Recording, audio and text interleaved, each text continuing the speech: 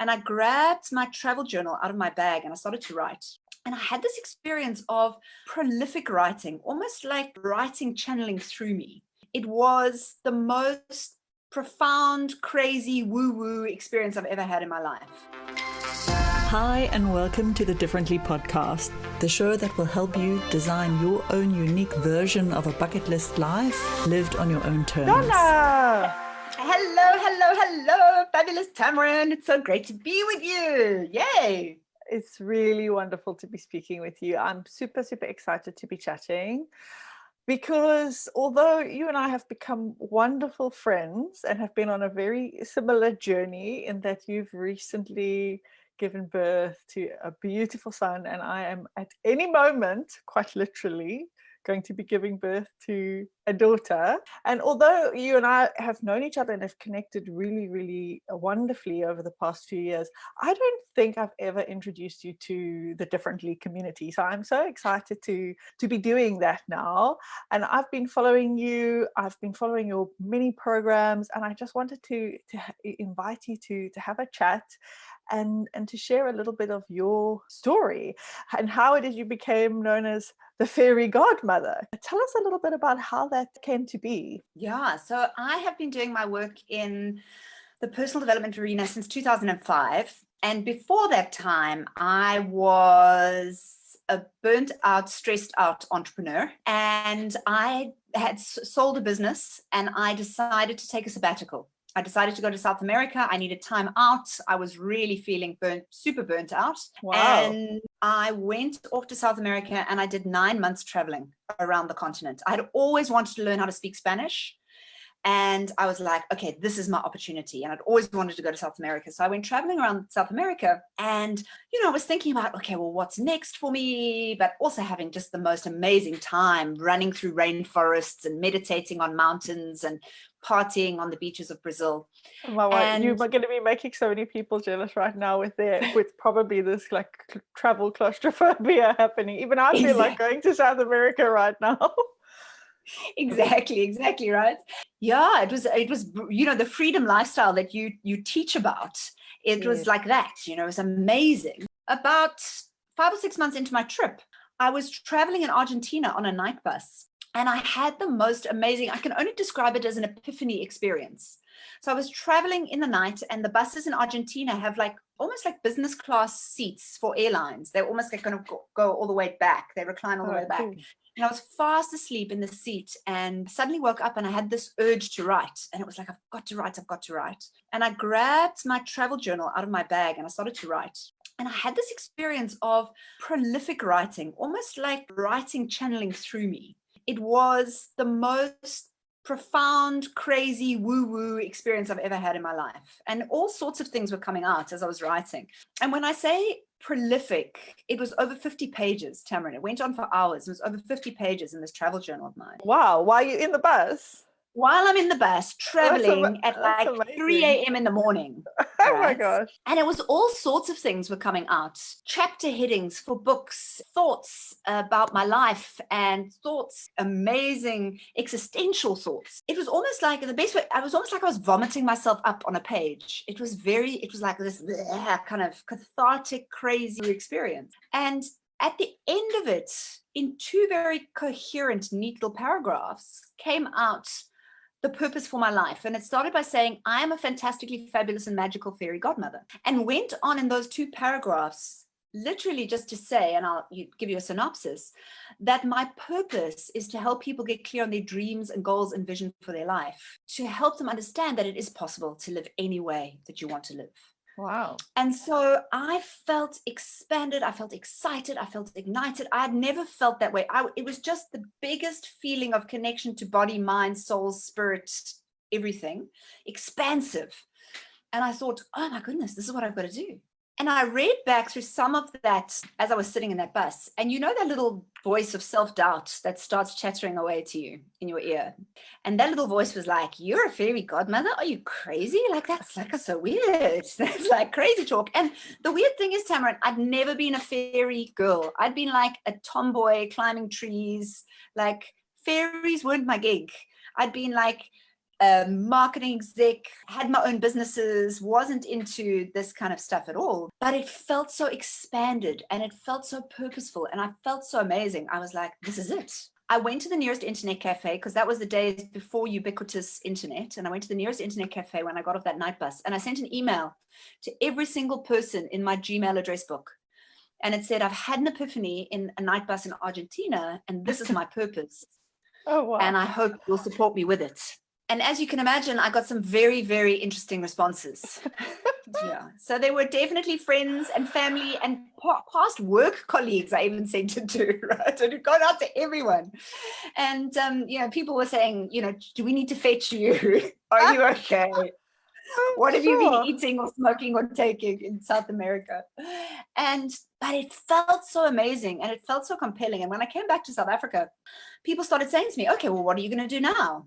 And I said, I'm going to be a fairy godmother. And people all thought I was absolutely crazy. And I thought I was a little bit crazy. And I had no idea what being a fairy godmother meant, what it looked like, what it was going to be about.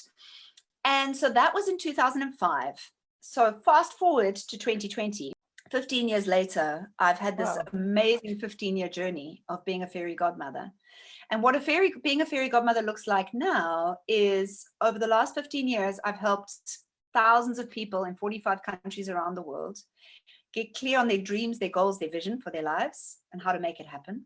I also teach in the area of money and wealth and finances, because one of the big things that I found was one of the biggest blocks for people around their dreams and goals and making it happen is money. And had gone through my own money journey in becoming a fairy godmother.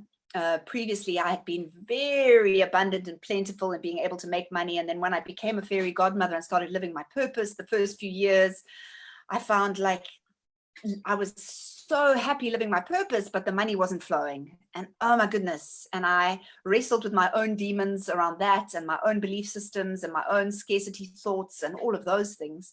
And shifted that, and out of that started then teaching other people how to do the same. And so I run a program called Money Magic. Been blessed to go to all over the world and do retreats. And most recently, I've developed a new body of work, which I'm so excited about. And that came out last year, called the 7 Levels of Abundance, which is really how to live your most abundant, fully expressed, vital, juiciest life. What a 15 years. I mean, just as I was listening to the amount of the body of work that you've put together, and as I say, I'm in some of your communities and have just seen the high level of quality and support that you've been able to provide all of your students all around the world. How did you get the courage to do that and to continue for 15 years? Have you got any hypothesis around that, or maybe even an answer you've pondered? Yeah, I've got a lot. A lot. So how did I get the courage to do it in the first place? When I read over it and that little self-doubt voice started coming in to my ear, I had known that self-doubt voice before. And because I was feeling so expanded and so elated and so abundant and so like, oh my goodness, this is it. Like I get goosebumps now when I still think about it. Wow. Because I felt that feel, and it's really anchored deeply into me. When I felt that feeling, it felt so amazing. And I thought, I knew the power of declaration. When you declare things and put things out there and speak things into the world, this is one of the most powerful ways to manifest. It's one thing to think something. The next level of creation is speaking it. And then the last level of creation is action in the world. And so I knew that if I declared it and took some action around it, it would make it real. And if I didn't declare it, then this voice would get so loud and so doubtful and so fearful that it would come and squash this thing that I was experiencing. And I thought, am I prepared for this to be some little incident that I had one night on a night bus in Argentina that was lovely? Or am I really going to follow this incredible energy of this and just allow it to move through me? This idea of action is the antidote. I use that phrase quite a lot with people that I work with who are paralyzed. And it's certainly the principle that I use. And I say, you know what, it's action. And then it's momentum after that. Yeah. And so for me, the next thing was then going and writing that email And as I wrote it, I thought initially I was like, oh, let me send it to the people who I know will receive it. Right? The safe space. And then I thought, no, if Yeah. this really is a true declaration, if this is truly who I am in the world with this purpose, I shouldn't be afraid to share it with anyone. And so I ticked at that stage the 423 people who were in my contact list, and off it went. And again, it was like previous clients of mine, and off it went.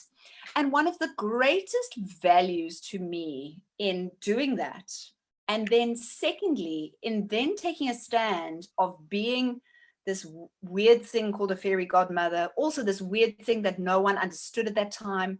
I also started running online programs in 2009 before most people had even heard of an online program, had even been on an online program. People were like, what's a webinar? I had to explain it.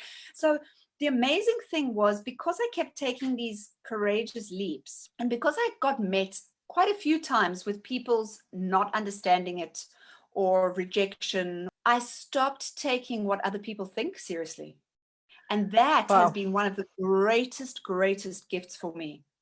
At one stage, I started wearing fairy wings. So it took me about 1.5 years to get the courage to be like, right, here are my fairy wings, and here I'm a fairy godmother. And I would go and do my seminars with my fairy wings. And, some people would be like, oh, that's weird. And I was just like, you know what? Then you're not my people. Yes. And it was such a revelation for me that not everyone's going to like me. Not everyone's going to resonate with me. And the most important thing for me is to do what gives me joy, and to do what fills me up, and to live my purpose, not anyone else's. Yes. And this is something that I coach a lot of my students on, because when they're coming up with their dreams and their goals and their vision for their life, they often find resistance around, oh, what are the people that I love going to think about this new version of me, or the outlandish thing? But I love that you mentioned it took time, because anybody listening, whether you're watching live or you're listening in an audio format, or you're watching the replay, you might be thinking, okay, well, that's great. Donna can do that. But that's terrifying for me, because right now I can't imagine, prancing on the stage with wings, or tomorrow. But I really want to appreciate that you mentioned it took you like 1 year or 1.5 years, I think you said, before you were fully able to embody and have the kind of physical elements of what it means for you to be the fairy godmother. Because what that speaks to for me is that things are a process. Yeah, I think we live in such a world that is there's so much prolific quick fixing.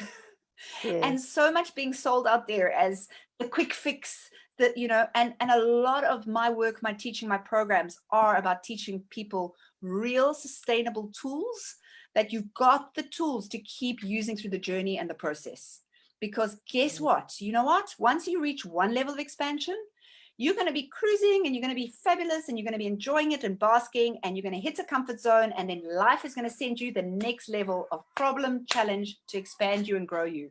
And if you can just keep increasing your toolkit with what works for you to expand to the next level, or if you get thrown into challenge, if you can go, right, I'm thrown into challenge, now I need more tools, and go out and get them.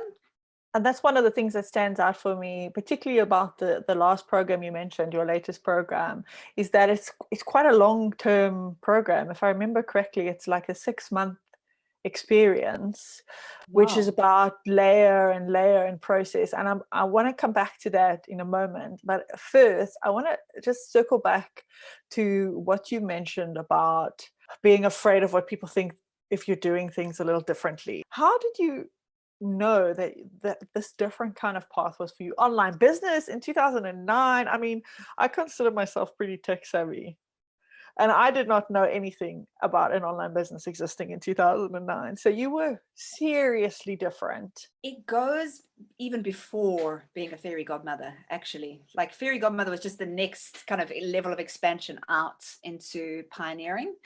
I have generally been a pioneer in my life. Like, that's one of the kind of feelings that I have. If in hindsight, now that I look back, and about 5 years ago, I managed to peg it and go, wow, I'm a pioneer. And I tend to see things early. It's also one of the reasons why I love to teach people about vision and dreams and goals, and in the 7 Levels of Abundance program, one of the things that I teach about is we use the chakra system as a diagnostic tool for abundance.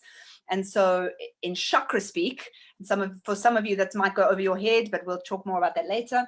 I'm very third eye open, visionary, seeing future things. And this came about, I think, because when I was going into high school, I was, from a very kind of middle class background. I'd been at a all-girls school for primary school, and I really wanted to go to a co-ed school for high school. And my parents sent me to a Greek school because my parents wanted me to go to a private high school. And at that stage, there were very few private co-ed high schools in Johannesburg, where I grew up. And one of them was a Greek school, and that was kind of close by.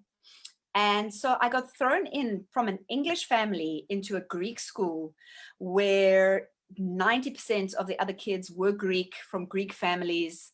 And so essentially from the get-go, I was different. You can say that again. Which in a high school environment, and when you're a teenager, if you can imagine, when you're a teenager, all you want to do is belong. And all you want to do is be the same. And you particularly want to be the same as the cool kids. Right. Yeah. And I definitely wasn't the same because I was not Greek. And it was very liberating at the age of 13 to be thrown into a completely different culture and be met with a completely different culture. It opened my mind up in ways that I'm so grateful for today. And so when it came to me looking at life, and when I started questioning everything.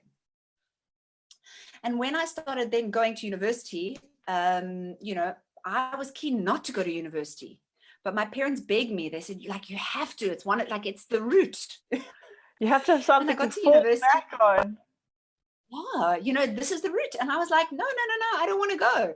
I want to get stuck in. I want to do life. And they were like, no, please promise us. Just go to university. We'll pay. Just go. And I was like, okay. And off I went to university, and I signed up for this business science degree because, what am I going to do? Business, okay, finance degree. And within a week of being at varsity, I ended up at UCT Radio DJing and thinking, oh my God, this is amazing. Wow, who wants to sit in lectures when I can be a DJ on a radio station? And it was in 1994, just as broadcasting licenses were opening up, and we got our broadcast, and we could actually broadcast and people could hear us, and it was so cool. And then next thing, I started, within a year, I started my first business, which was a student media business. And so there was nothing ever for me that was kind of conventional. And within that experience, it was like, I'm not going to be living a conventional life. A few years later, in 1999, I found myself in San Francisco in Silicon Valley, being part of an internet startup team. We raised $2.5 million. I don't want to be the TV dinner, the traffic, that's never appealed to me. Yes. And I just think somebody listening in to what you've just said is such a validating set of experiences and stories that you've just shared, which is why I wanted to just dive into them, because you're listening and you just know you've got that kind of niggling knowing inside of you. Know that you're not alone.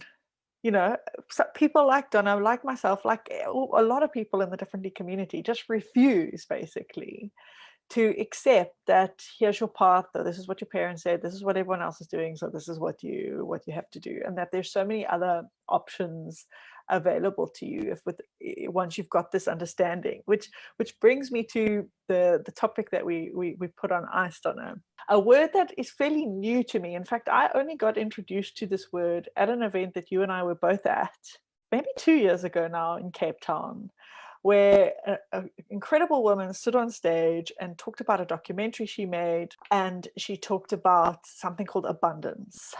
And what brought you and I to be having this conversation now is, I know that you have this whole body of teaching around abundance, and you have a webinar that's coming up soon, or that is available from time to time throughout the year if you're listening to this in the future, where you teach about abundance. And I really just want to allow you an opportunity to inform me again, like I did that first time on stage, but anybody else who's listening who hasn't heard this term before, because when I first heard it, it sounds to me just like, I don't know, like nature, like bounty of nature, but actually it's got a whole body of work and a whole set of understandings around how to be and how to live, and in fact how to live differently. You mentioned that it's your latest work and it's your latest program, and I feel so lucky that you can teach us what the concept is. The fascinating thing for me is that you've said abundance feels to you like the bounty of nature, like that's how you would connect to it first,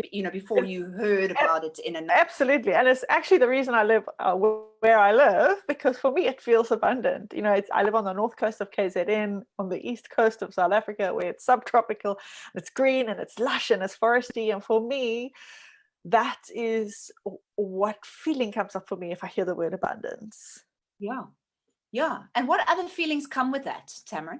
Just fruitfulness and lush and growth and life busting at the seams, this sort of imagery that comes up for me when I hear the word abundant. But I never imagined that applied to people or lives. And that's the fascinating connection that I'd love to explore. So you can imagine that it connects to the plants and the lushness. Yes. And obviously we know that we are part of nature and we're animals. So of course we can be lush and bountiful and growing and expanding. And one of the biggest connections for me around abundance is that abundance is the natural flow of life. Abundance is one of the main life force energies that's coming through. It is life force energy. Now, if you look in nature, you might say, yeah, okay, but hold on. But there are times of scarcity, right? So there's abundance and there's scarcity, and isn't that a polarity? And there are times of scarcity. Well, yes, you might look in nature and say, okay, there's a drought. So that's that looks like scarcity. But what you'll find is that if you look at the system as a whole, the system is always coming back into equilibrium and balance. That's what the natural system is always bringing us back into: equilibrium and balance, equilibrium and balance. So while there might be drought on the one side, and that might impact certain ecosystems, other parts of the ecosystem thrive because of the drought, right? And so what happens is there's this continual flow of energy moving, and as the energy moves, it brings into equilibrium and balance. And essentially, how that applies to us as human beings is the natural life force that flows through us is abundance. And the more we allow that to flow through us, the more we will be able to be vital, well, in ease, expressed, loving, giving, purposeful, intuitive. So often people hear the word abundance, and many people come to me and say, oh, abundance, that sounds amazing. Yes, I want lots of money. Sure, because that's like the human version of lush. It's flush. And the beginning of 2018, something happened that rocked my world, but I didn't realize it. It happened on a complete sub-zero. Now, I'm not sure how many of you know what day zero is. Tamarin, were you living in the Cape at the time? In 2018? Yeah. No, I was already here in KZN. You were already on KZN. So what happened was there was a massive drought in the Western Cape, and there was this huge thing about water is going to run out. Yeah. And there's going to be this day zero that happens, and that's going to be the day that the water runs out and we're not going to have water. And it was terrifying. I mean, I was following it from a distance. Do you know, I kind of call myself a water refugee, because a big factor for us leaving the Western Cape was me not being, I was pregnant in 2017, and I couldn't imagine living like that. So we kind of joke and call ourselves water refugees coming to KZN. It influenced that decision. So I didn't realize it at the time. But at a subconscious level, at an unconscious level, it started to rock my world. And I started to hook into what I call scarcity consciousness, right? Yes. Like, oh my goodness, there's not enough resource to go around. Oh my goodness, like we're in trouble. Just like this COVID-19 thing has rocked people's world. So it's a very similar thing, whether you're feeling it or not, whether you're conscious of it or not. Let me tell you, this COVID-19 thing is deeply rocking. Absolutely. And around at the level of survival, scarcity, or what about resources, being confined, all of that stuff. So my scarcity moment was this day zero thing. I then went into a whole lot of scarcity kind of actions that I started taking, not even realizing that I was in scarcity. So one of my scarcity actions is that I start doing a lot. I start getting into action, and I start doing, and I start overdoing, and I try to compensate for feelings of inadequacy, scarcity, insecurity by doing. The framing, if you're hearing the word scarcity and abundance for the first time, is I sometimes see the word scarcity, which obviously comes from being scarce, broken up into scare-city, like coming from a place of fear. And I see that you sometimes, Donna, also talk about it as like scarcity, almost these two places, like fear and hurt or fear and injury. And I think that's a really significant framing. And obviously, there's lots of ways to learn more from Donna. In fact, I'll make sure there's a link with wherever you're watching this for her next event. She's got a webinar coming up. All of my teaching, Tamarin, I like it to be super practical, and I like people to have like a full-on body, mind, soul experience. So it's not just going to be me chit chat.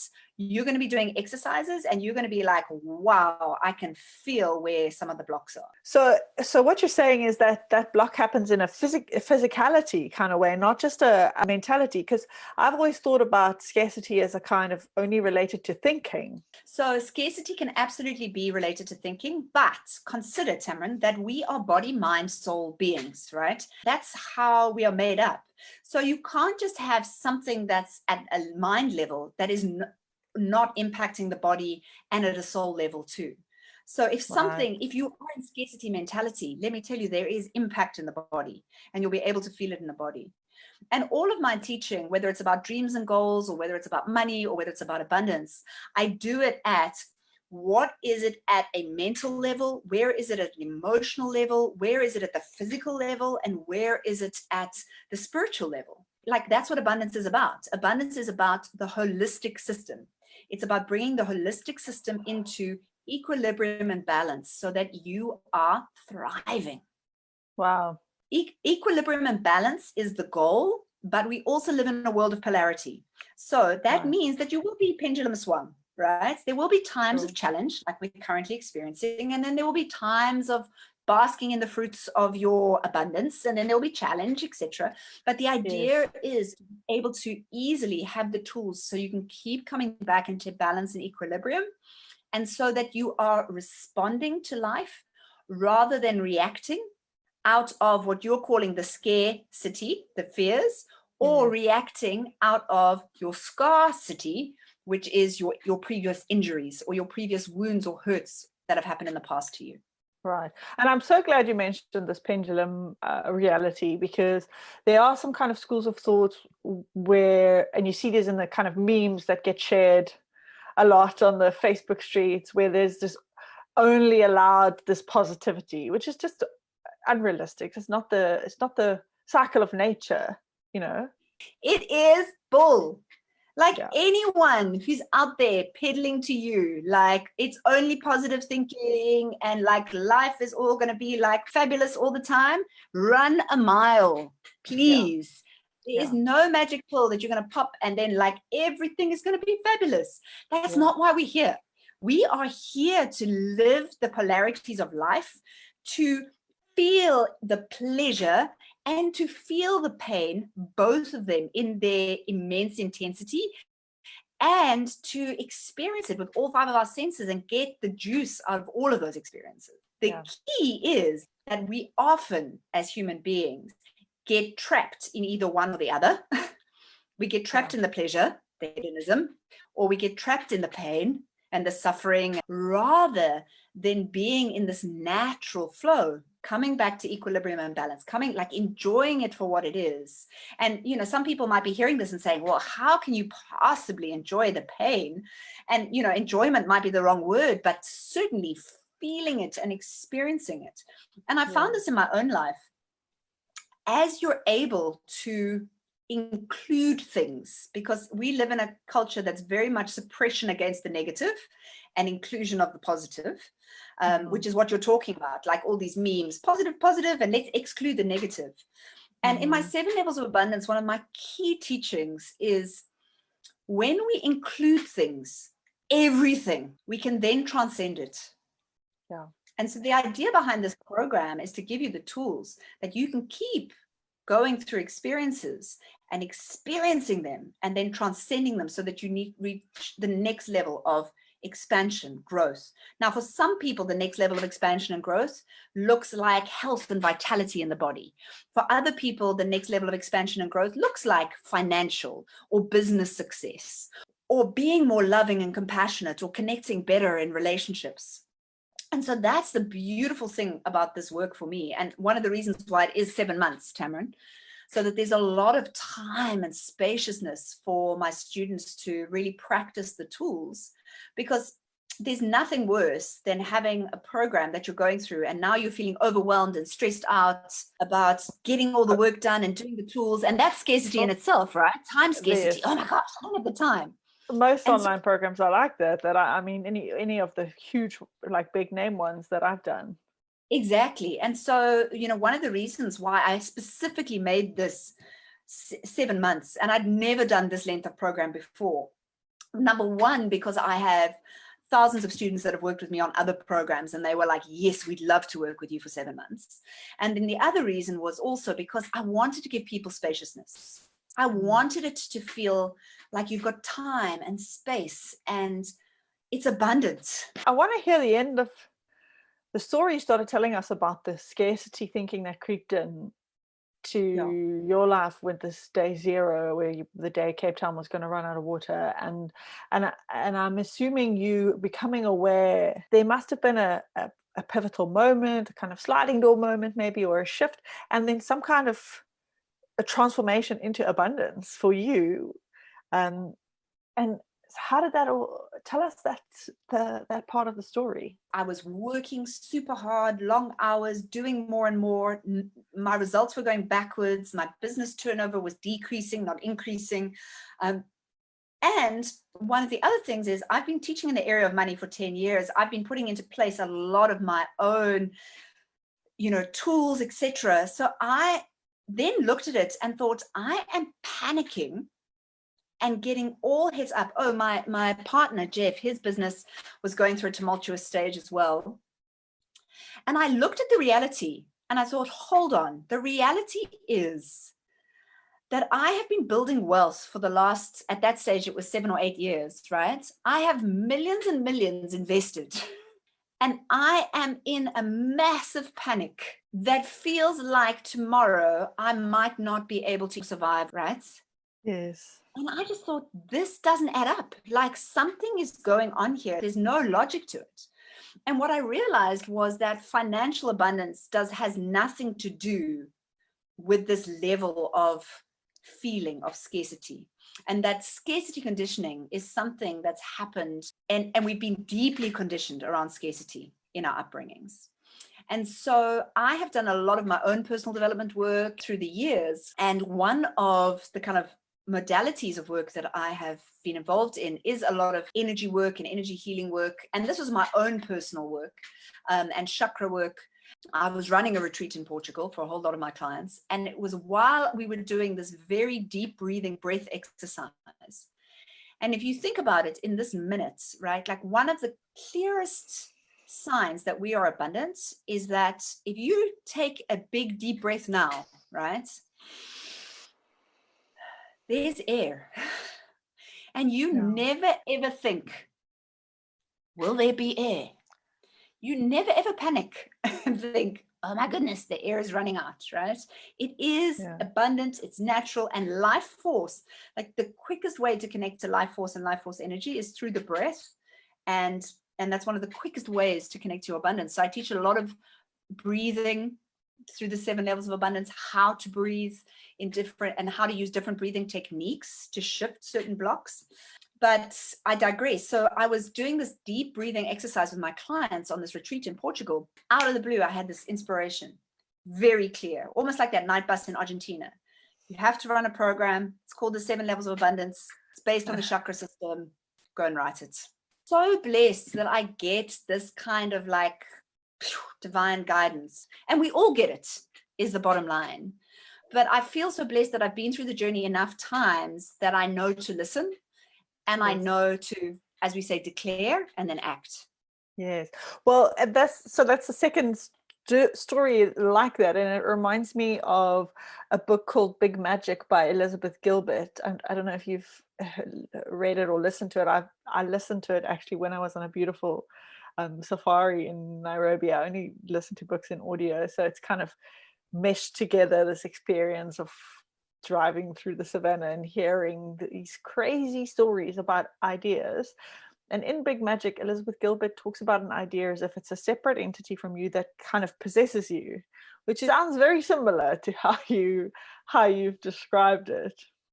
Yeah, I have that experience. I have the experience. It's all, whatever you want to call the divine, whatever the divine is for you, literally plants a seed for me and just goes, this, and it is as clear as that. And the sensation that I get when it happens, I feel very expanded. I feel very inspired. I feel very alive. And these are also all the signifiers of abundance. And so it's like, oh, that's a yes. I feel it in my body. I feel it mentally, and I feel it at a soul level. And it's like, yes, boom. And then I know I have to act on that. As we've talked about before, it's not like, oh, I have to act on it and it's necessary like the next day. Again, these things are processes, right? I came back, I started working on my own stuff, started putting together the program. And in 2019, I ran the program for the first time. And one of the biggest, most amazing things for me out of the program has been to have had that body of students go through it, to now be going through a coronavirus and it's COVID time. And their stories of how they've slipped into the challenge or slipped into the fear and then used the tools to shift out quickly has been so inspiring to me. I'm just like, wow. That's a kind of resilience, or almost a kind of resilience training that is essential in a time where we're not used to having to be so resilient. Yeah, and that's one of the reasons why I'm going to be running my program again now. For me, it was fascinating because I literally had my baby, Luke, the week before lockdown happened. And so for me, what was fascinating was I was sort of cocooned from it initially because I was so involved in baby and that. And my partner, Jeff, was listening to it and he was connecting, and his business has just literally dissolved into nothingness because he has to travel offshore. Sure. And again, seeing how much the abundance training has helped me and him not panic, not go into craziness, not go into, we've wobbled and then we've managed to come out of it. So when I suddenly poked my head out, probably only about a month ago, and then realized what was going on in the world, I was like, wow. And then I thought, which body of work is real, or which of my work can I lead with now? Yes. And the 7 levels of abundance work was so obvious because it's the work that trains you that despite whatever is going on, whatever the circumstances, you can keep coming into equilibrium and balance and then keep growing and expanding through it. Just 2 things to bring us to a close. The first one is I popped into a Facebook Live you were doing recently, I guess in one of your communities, and heard your son was conceived during the level related to, I'm going to get the language wrong, but basically when you were doing things to do with like your base and to do with the pelvis, I guess. Yeah, so the sacral chakra which is the second chakra. It's the orange chakra. And if you put your hand on your kind of belly, the base is the root chakra, which is right at the base, and sort of where your uterus would be. I mean, you can feel it now, pregnant mama. Yes. Okay, you're all sacral chakra, basically. I'm not confused about where my uterus is right now. In fact, it's basically in shot of what we're doing. Chakra has just gone woof, right? Exactly. And that sacral chakra is the seat of our primal creativity. So creativity, reproduction, sexuality, sensuality, polarity, pleasure, pain, emotions, fluidity is all in this area. Yeah, Luke was conceived during sacral chakra months. And what was fascinating for me was that one of my deficient areas, because as I go through programs and as I facilitate programs, I keep doing the work. And it's one of the benefits of doing these kinds of programs, that I keep learning, I keep growing, I keep doing the work. And I love that about running programs. But one of the things that I realized was that I was root chakra deficient. And so you can be excessive in a chakra, which literally means that the energy is spurting out, like there's too much energy, right? And it's spurting out and going all over the place. Or you can be deficient, in other words, like there's a block and the energy is not going through properly. So my feelings of safety, survival, groundedness in the world was always a little shaky. And as I was doing the work through the 7 Levels of Abundance program, as I was writing it and then facilitating it, I was doing all of the exercises, the grounding exercises, the root chakra meditations, the breathing, the mudras. And I was like, this was the piece that's been missing for me in some of my manifestations. And that's the piece of just really grounding it into physical reality. And one of my big dreams in the last few years has been to be a mama. And for a few years it hadn't happened, but I know that I'm in my 40s. So like, who knows if it's going to happen or not. Sure. And then literally, as we were doing sacral chakra month and we were clearing the energy around this reproductive organs, the creativity, sexuality, sensuality, boom, Luke was conceived. And I was like, wow.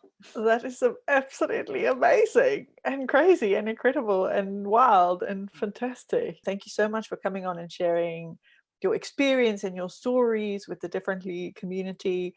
Oh, it's an absolute pleasure. And I'm so privileged to do this work. I'm so privileged to live the life that I live. And it's so fabulous to, be connected to people like you who are thinking differently, who are creating and living your own freedoms. It's just... And thanks again for sharing all of your stories with us. Oh, it's an absolute pleasure. Mwah! Big love and good luck. Thank you. Bye. And until next time, this is Tamron Sheriffs, and you're listening to Differently.